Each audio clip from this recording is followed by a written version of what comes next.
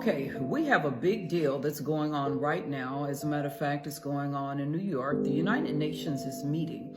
And right now, they are discussing how they will take sovereignty from all countries in the world. All countries who are members of the United Nations or who are members of the World Health Organization, who they are discussing whether you give up national sovereignty in the case of whatever they deem is like a health emergency. If this does not scare you, I can't tell you that anything else that will. We have been hearing about this new whatever order for many, many years. But let me tell you, it is right here in our faces. And right now, they're doing all of these things because they're very afraid that Donald Trump might win again. And let me tell you what Trump did. When he was president and he went to these organizations, he ended our relationship with the World Health Organization because he saw what they had planned.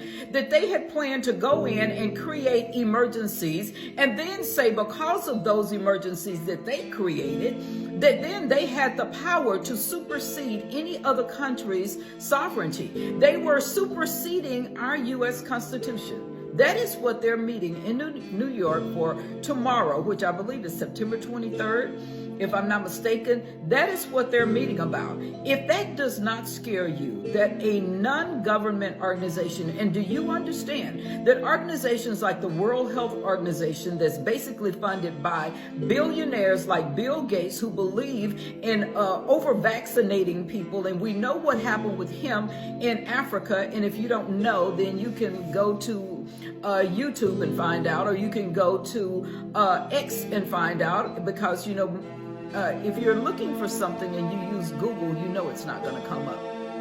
But anyway, I wanted to make sure that everyone understood what a terrible situation we're in right now. Biden, we understand, is over there doing whatever. But right now, they're pushing all of these agendas that they know are detrimental to 99% of the people in the world. If this happens, then we will not have a U.S. Constitution. You understand that you have people that no one voted for.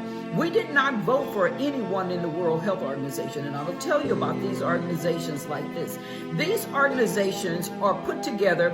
These wealthy groups decide that they want to create an organization that's going to be over health care. And so that's exactly what they do. They create their own little organizations and say, guess what? We're going to be over health care, and we're going to be able to go and do just like they did in Australia. You know, in Australia, they went and took the kids from their homes or took them from schools and vaccinated them without their parents' consent. You know that they can do that. They also have these camps that they call it, so that if someone has whatever pandemic or pandemic they have at the time, they can go and take the people out of their homes and put them into these camps. They are meeting about that in New York City tomorrow, okay? U.S. senators, Republican senators, are opposed to it.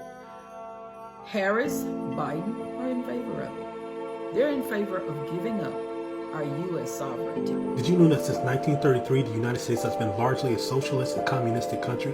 Let's break this down. Now, let's go back to 1933 when Franklin Delano Roosevelt started implementing socialist programs under the auspices of being welfare. Now, during this era known as the Great Depression, the people gave up their power in order to be protected by the government due to the crisis that was surrounding the nation at the time. And this is where mistake number one happened, because the people should never be too dependent upon the government for anything.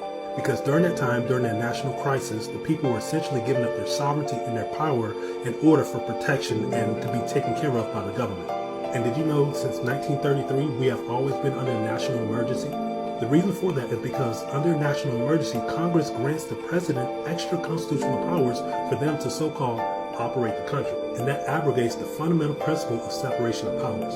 Book reference. Emergency Powers Statutes. Report of the Special Committee on the Termination of the National Emergency, United States Senate. November 19, 1973. Since March 9, 1933, the United States has been in a state of declared national emergency. These proclamations give force to 470 provisions of federal law. These hundreds of statutes delegate to the President extraordinary powers, ordinarily exercised by the Congress, which affect the lives of American citizens in a host of all-encompassing manners.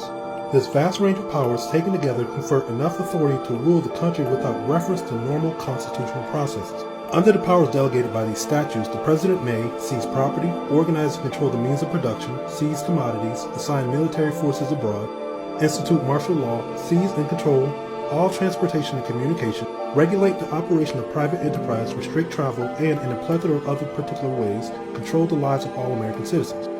And if you search for a list of national emergencies in the United States, what will pop up is a list of all the former presidents that issued national emergencies or declared national emergencies, and it shows you which ones are still currently in effect. And this list goes on and on from past presidents all the way to the present. So if you ever wondered why there's been a war on terrorism, the war on drugs, the war on this, that, and the other, this is why. So the extraordinary or extra constitutional powers that was granted to the president during this time gave way for him to implement socialism by way of welfare. So the welfare state or the welfare system is really just a Trojan horse. Book reference: Socialism Kills. The doctrine of socialism is collectivism. It tears down the social structure, weakens individual responsibility by subjection to or reliance upon the state in all material, social, and political matters. It compels the thought that at his best, man is no better than the worst.